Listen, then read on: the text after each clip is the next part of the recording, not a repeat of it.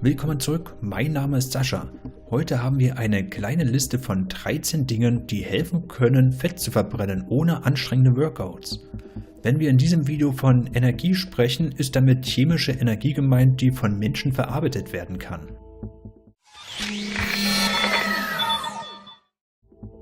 Fleisch hat eine großartige Verfügbarkeit von Energie. Das bedeutet, es hat nicht nur mehr Energie als die gleiche Masse an Obst und Gemüse, es kann auch effizienter verdaut werden.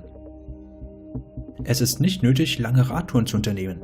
Wenn du nur kurze Wege hast, brauchst du nur auf das Auto verzichten. Wenn du genug Zeit hast, kannst du dich auf die natürlichste Art fortbewegen, zu Fuß. Besonders im Winter ist es gemütlich, im Warmen zu sein.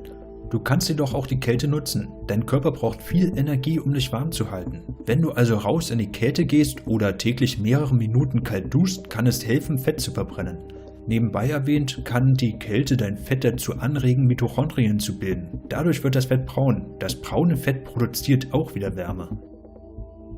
Es geht wieder um die Kälte. Wenn du kaltes Wasser trinkst, muss dein Körper es aufwärmen. Einerseits braucht der Prozess wieder Energie, andererseits liefert Wasser keine Energie. Der Punkt ist einfach. Vollkornbrot sättigt mehr als Weißbrot. Das bedeutet, du isst weniger davon, als du Weißbrot essen würdest. Raffinierter Zucker hat viel Energie, also ist es sinnvoll, ihn zu vermeiden.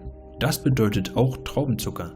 Es ist besser, Zucker in Form von Obst zu essen. Um ein einfaches Beispiel zu nennen, ich habe noch nie von einer Person gehört, die durch zu viel Obst dick geworden ist. Allerdings gibt es viele Leute, die Gewichtsprobleme wegen raffinierten Zuckers haben. Der Geschmacksverstärker Glutamat wird in vielen Fertiggerichten verwendet. Manchmal wird er als Hefeextrakt bezeichnet. Diese Substanzen erzeugen ein Hungergefühl. Wann immer es möglich ist, vermeide es zu sitzen. Wenn du stehst, werden viel mehr Muskeln beansprucht als beim Sitzen. Nutze Kunststoffflaschen nur, wenn du keine andere Wahl hast. Diese Flaschen geben Xenoöstrogene an das Wasser in der Flasche ab. Diese Xenoöstrogene können dick machen.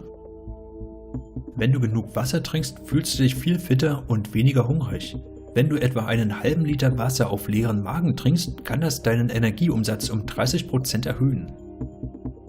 Essen zu kochen verändert die chemische Struktur vieler Speisen, sodass die Energie leichter aufgenommen werden kann.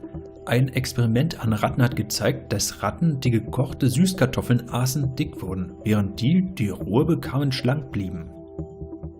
Es ist nicht nötig, auf das Naschen zu verzichten. Ändere einfach, was du naschst. Zum Beispiel, wenn du manchmal Schokolade isst, ändere es zu etwas anderem. Einen Apfel zum Beispiel. Fett ist ein sehr wichtiger Nährstoff. Doch Fett ist nicht gleich Fett. Es gibt verschiedene Arten von Fett, die wir normalerweise essen. Die schädlichste Art ist gehärtetes Fett. Das sollte generell vermieden werden.